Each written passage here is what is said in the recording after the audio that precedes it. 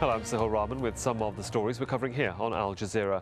A state of emergency is being enforced in two cities in southern Kyrgyzstan as the ethnic killing goes on. Jalalabad and Osh are locked down after at least 60 people died and hundreds were wounded.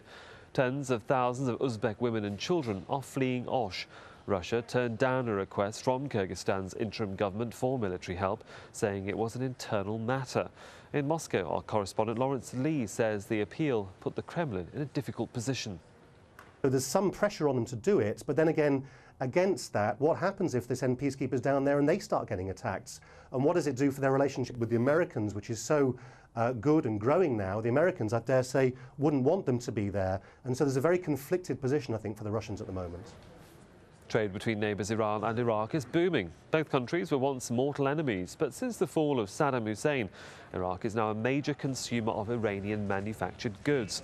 Trade is now 10 times what it was in 2003, peaking at $4 billion in 2009. And Al Jazeera's Omar Al-Salah says that figure is expected to double by the end of this year.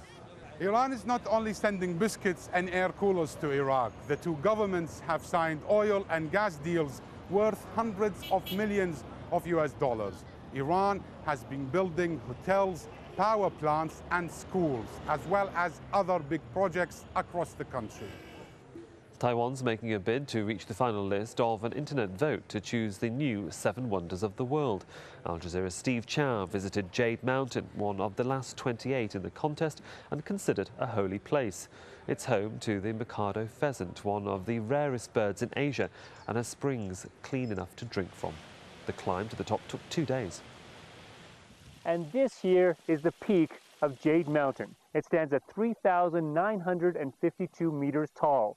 Now, the mist has closed in here, but we're told that when it clears, it's a spectacular view. The question still remains, though, does this mountain deserve the title as one of the 7 new natural wonders of the world? And you can find the latest on all of those stories that we're covering here on Al Jazeera by logging on to our website at aljazeera.net/English. That's aljazeera.net/English. Bye for now.